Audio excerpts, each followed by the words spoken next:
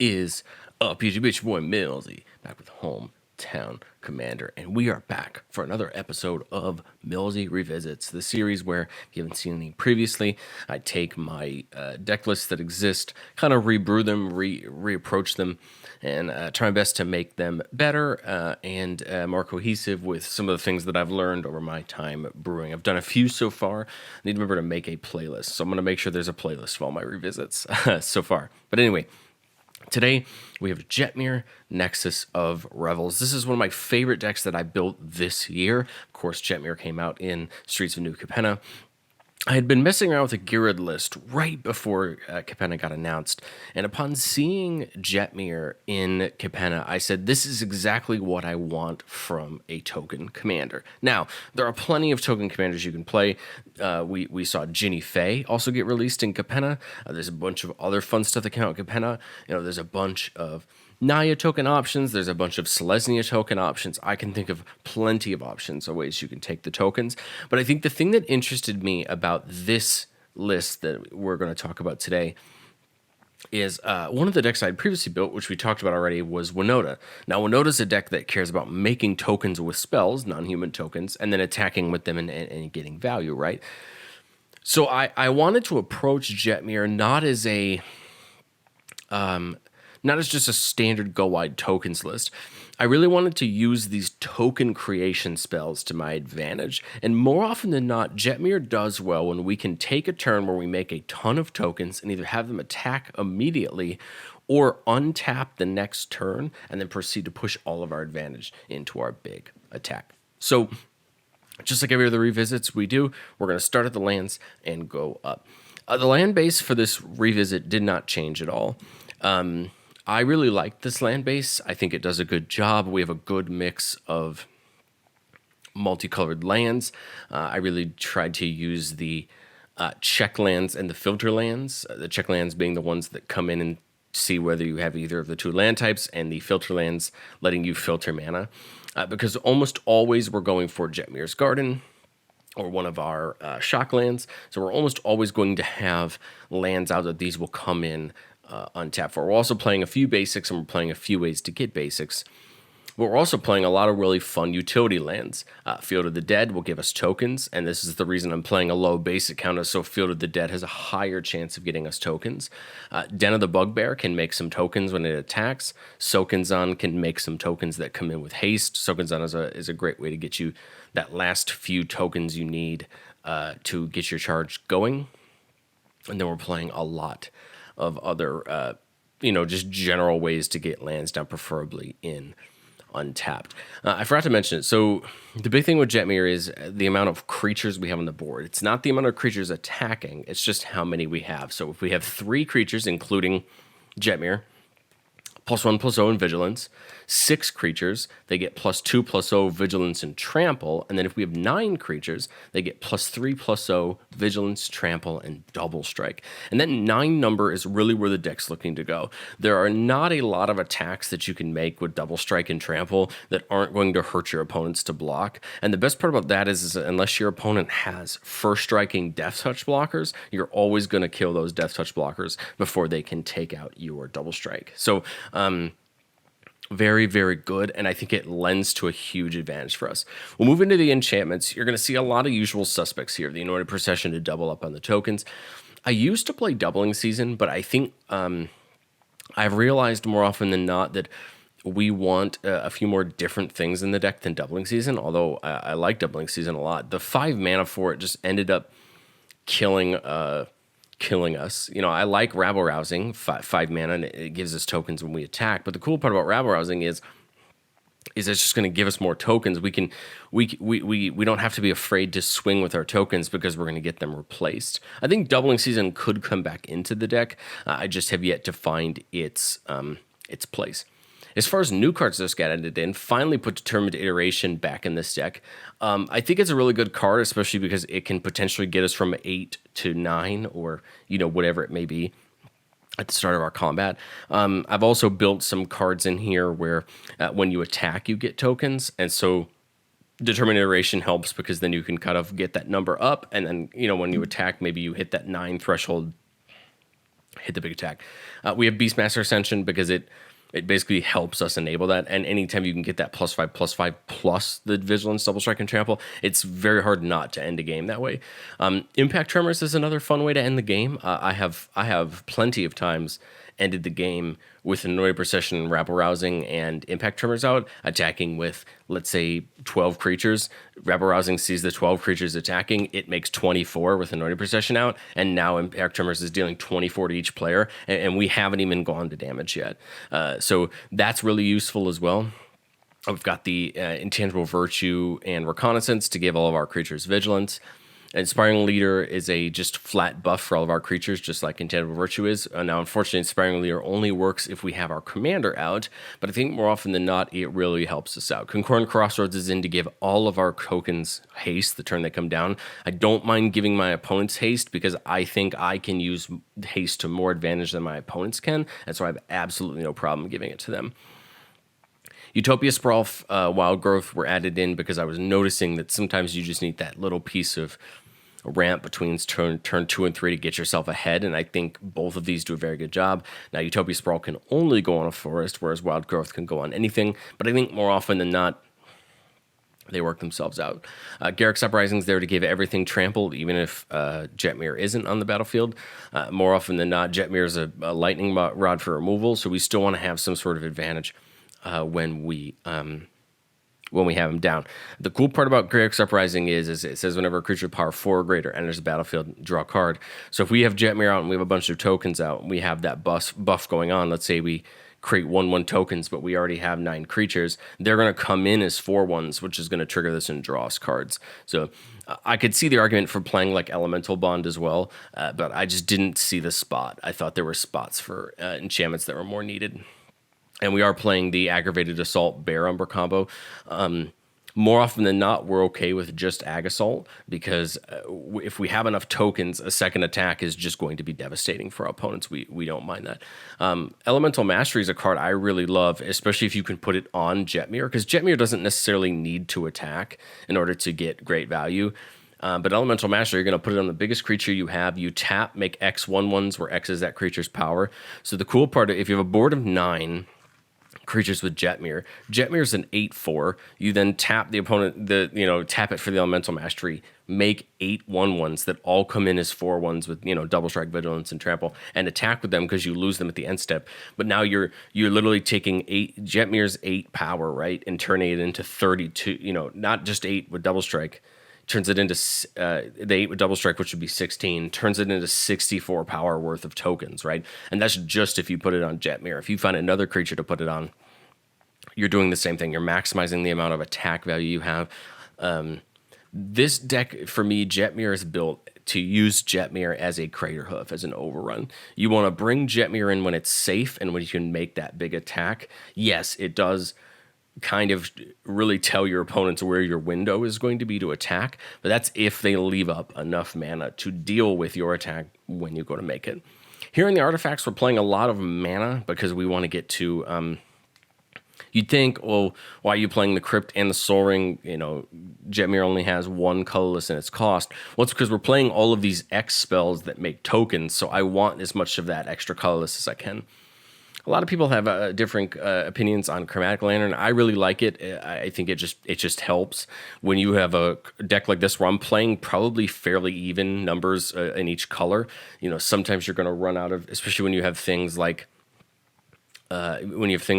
March of the Multitudes or other things like that have odd mana costs. We want to make sure that we have all the mana we need available, and so I like that. Phyrexian Altar is here because I like this in conjunction with things like Elemental Mastery. You can sack those tokens to the Phyrexian Altar, get that extra mana so you don't lose them outright, and I think even just sacrificing some tokens you already have to get more into an X to get more tokens at instant speed or something like that kind of stuff just works out really well. So I really like that. Halo Fountain, I have yet to win a game with Halo Fountain, but more often than not, Halo Fountain just helps with value. Untapping tap creatures to draw cards, untapping tap creatures to make tokens is really cool. Like I said, I've yet to win a game with it, but almost always it generates really good value. Scepter of Celebration, one of my favorite cards from that precon. +2/+0 and trample whenever that equipped creature deals combat damage to a player. Create that many 1/1 citizens. This is even better with Jetmir out because you have double strike, and so you're making a ton of 1/1 Skull Clamp for the draw.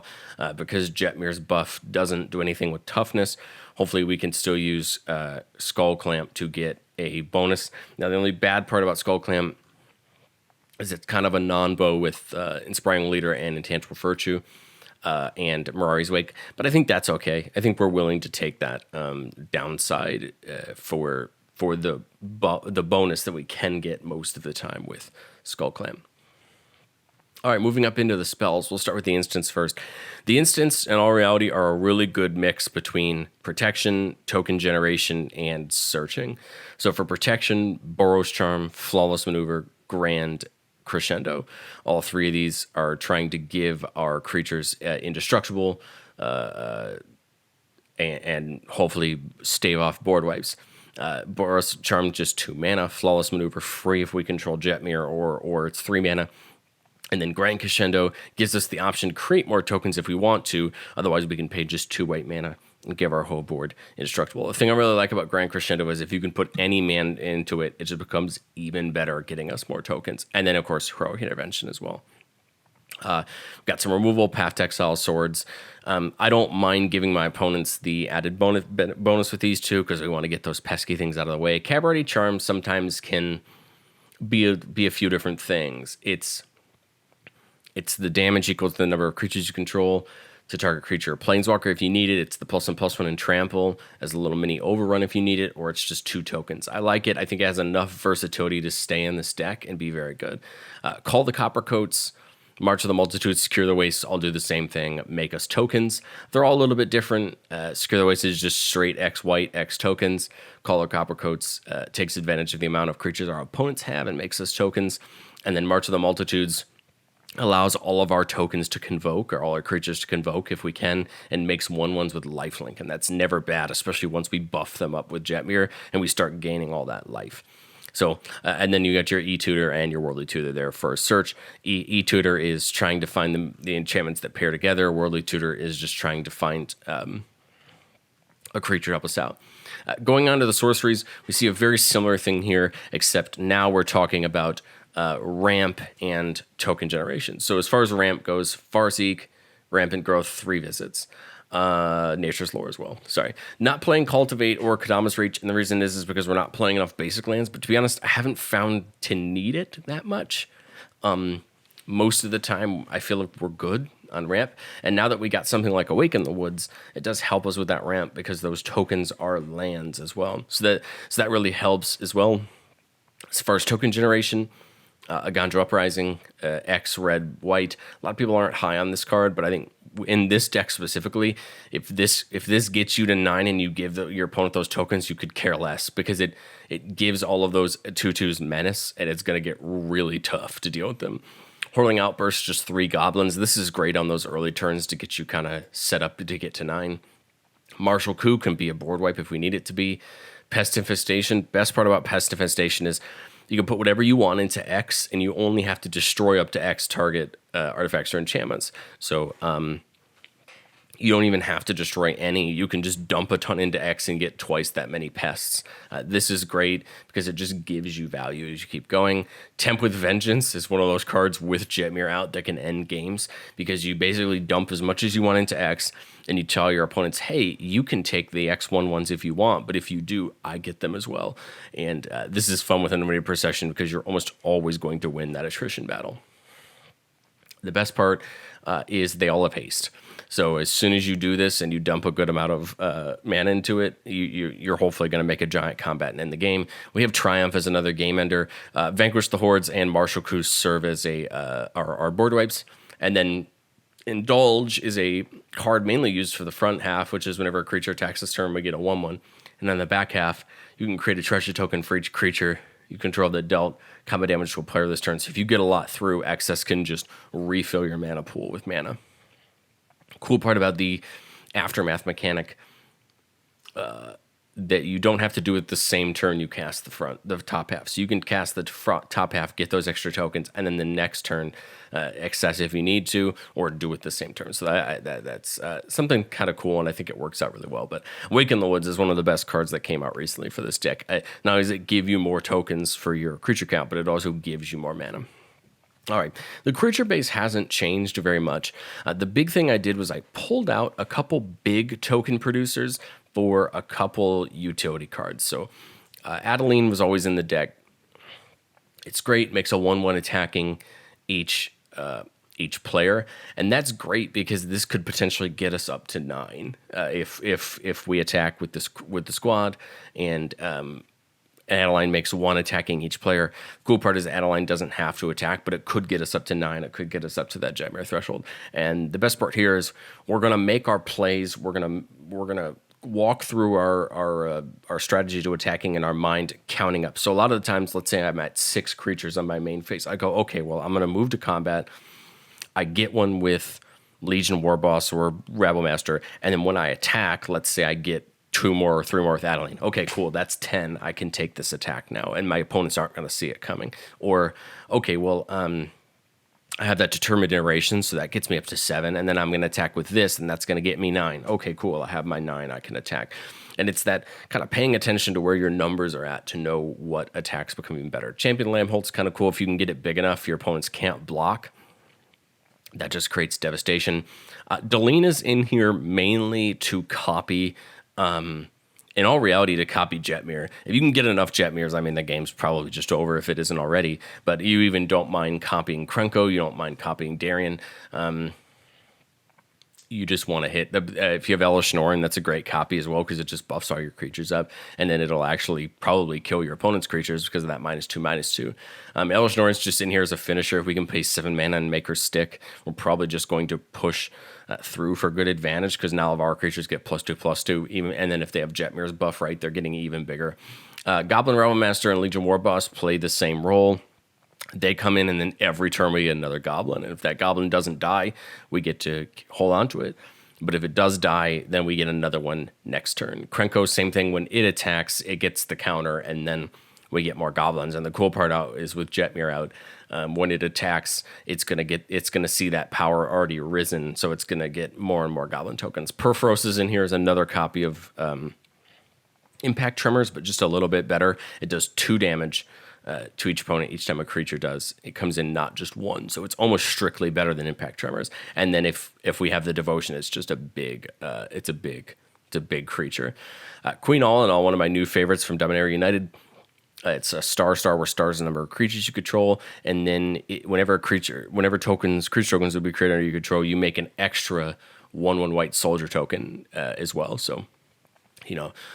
Not as good as a Chatterfang. I really wish I could play something like Chatterfang in this deck, but we just can't. But I think this does really well because then you're not just getting the extra tokens. Now you're dealing with this giant star that you have to deal with. Adeline's a star 4, where star is the number of creatures you control. Queen Alanal is a star. So that's even harder to deal with because now you're worried about it blocking and attacking. And then Tendershoot Dryad is just a fun older piece.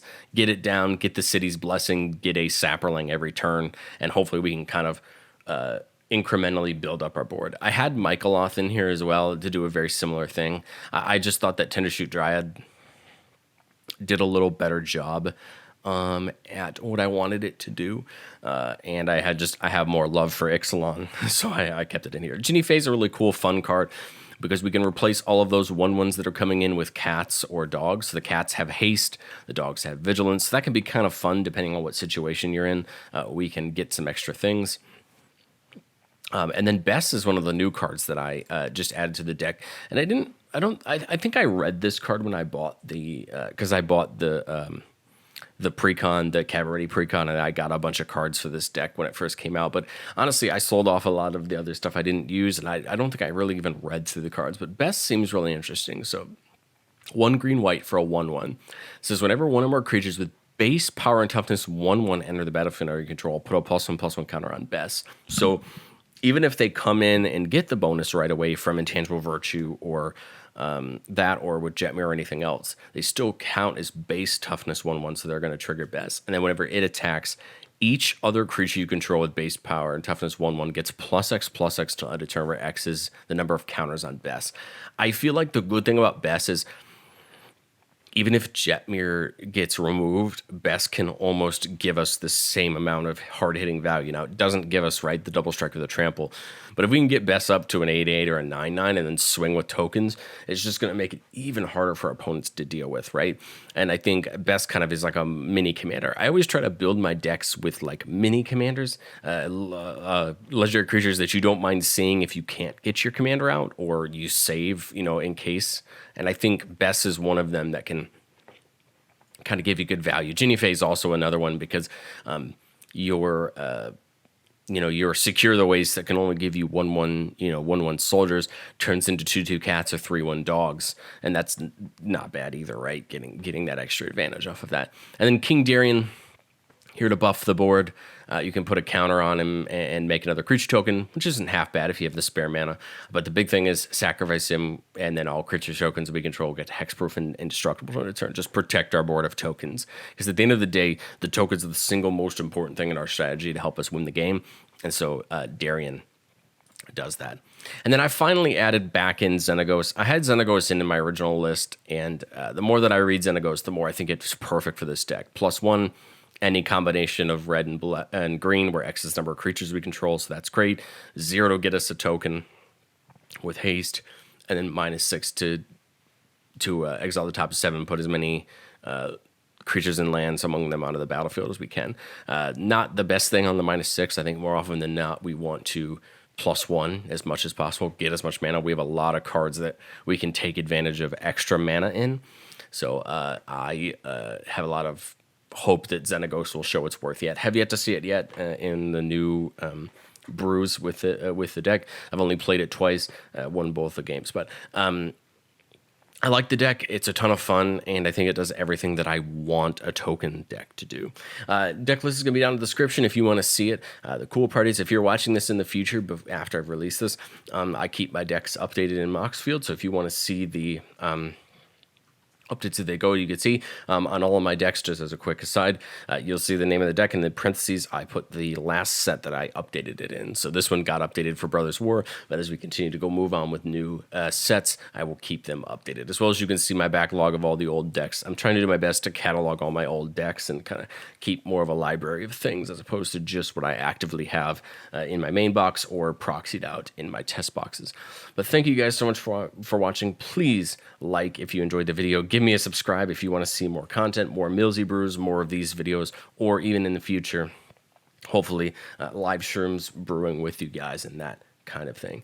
Thank you so much for watching, and I will catch you next time.